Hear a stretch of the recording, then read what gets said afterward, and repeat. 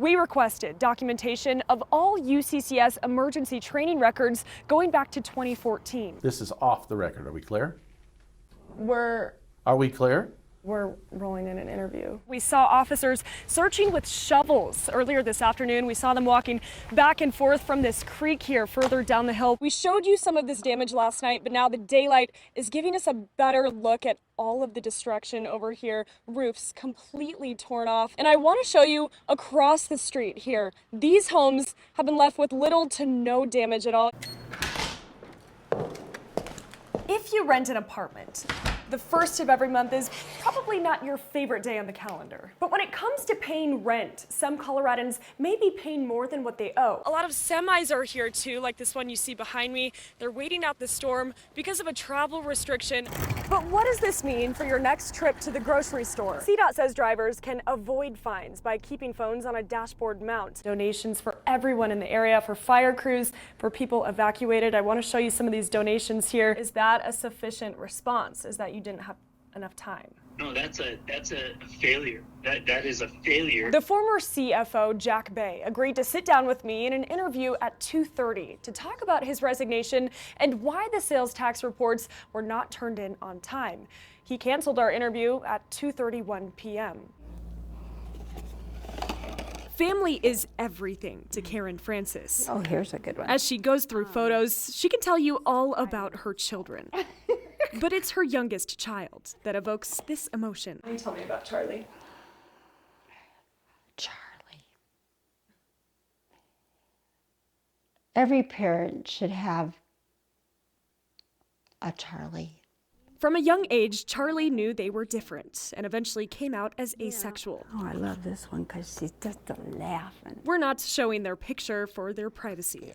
I just looked at her and I said, okay, A, you're going to have to explain that to me, and B, you're going to have to teach me what it means so that I can help you.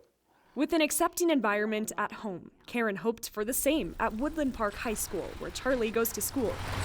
He was totally accepted by her classmates until the past 2 or 3 years when she started actually beginning to hear the slurs and the hurtful words. Now their family is worried a recent Woodland Park School Board resolution could take that a step further. The resolution, which passed inside this building behind me in a 4-to-1 vote, says class material will reject gender ideology. Schools will make sure locker rooms separate males and females, and boys will not be allowed to compete as girls in school sports. This is a culture war, and the war has been against the truth for many years. This is primarily for the safety of our students and the protection of our students. I spoke with Mick Bates, the school board president. He says after President Donald Trump's executive order ending federal funds for gender ideology programs, the school board wanted to make their stance clear to protect against any loss of funding. Young students are being talked to about pronouns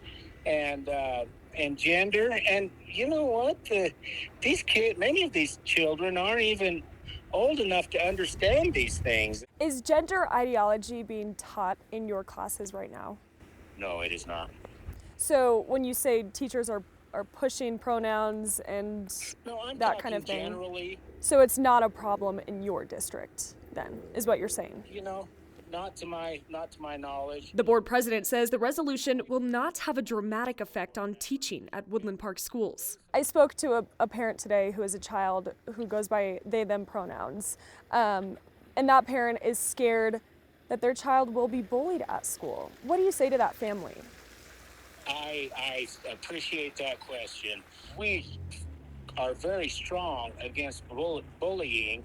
I do feel strongly that the decision we made will only help in that area because we're going to treat all of the students equally and fairly. These children were just beginning to feel accepted again. Karen says she does not want to see gender ideology taught in schools, but wants a welcoming environment for students like Charlie. This is who they are, and I'm proud of my child.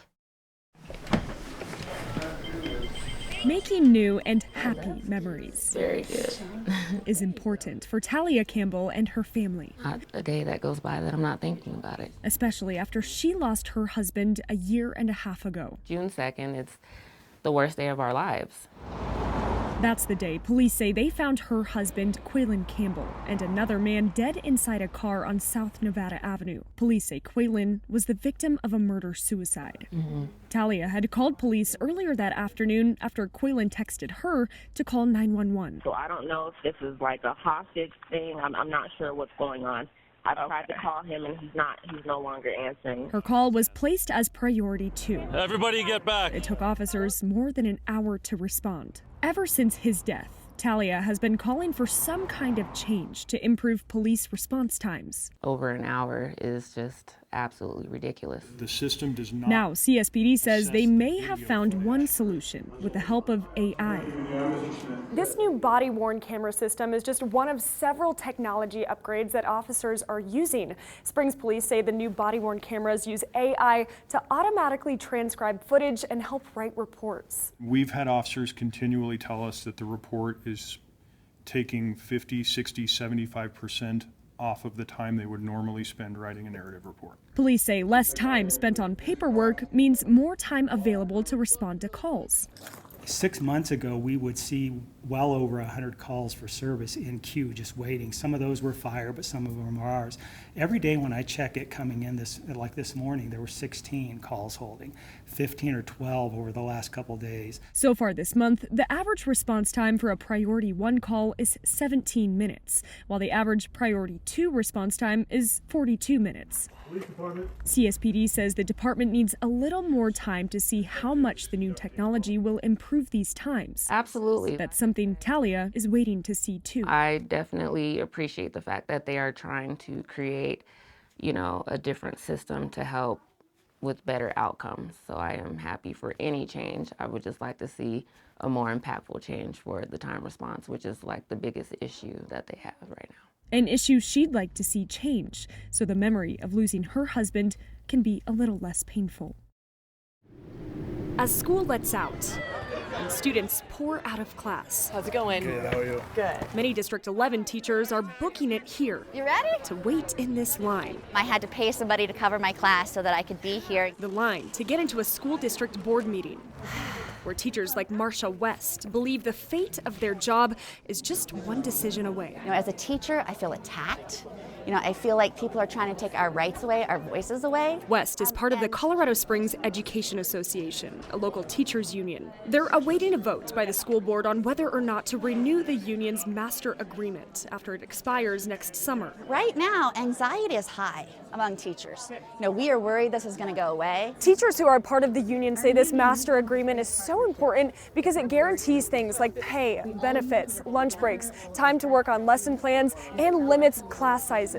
We have teachers that are overworked and, we can complain about being underpaid, but that's at the end of the day not really what it's all about. It's about knowing that we have somebody in our corner if and when things go wrong. Among the sea of red union shirts is also a group of blue. Yeah, so we're a group called D11 Momentum. Made up of parents, teachers, and community members against the union agreement. The union, which is a special interest group and a very partisan special interest group that advocates for the Democratic Party nationally and locally. Those who did not make it inside the boardroom gathered together in tailgate fashion to hear the board's 7-1 vote not to renew the contract. Many board members say decision-making authority and taxpayer money should not be signed over to the union. And so you want decisions to be made by people who are accountable to the voting public. Us up at the board dais, we're accountable through elections that occur every other year. There is no mechanism for holding CSEA as a private company accountable to the voters. Board member Jill Hafley says teacher working conditions will still be outlined through an employee handbook. So there will be inclusivity, there will be equity there. Solidarity, y'all. Teachers like Laura Andujar say this decision could lead to teachers leaving the district or even going on strike. We have many plans in the works right now. But nothing is for certain. Yeah.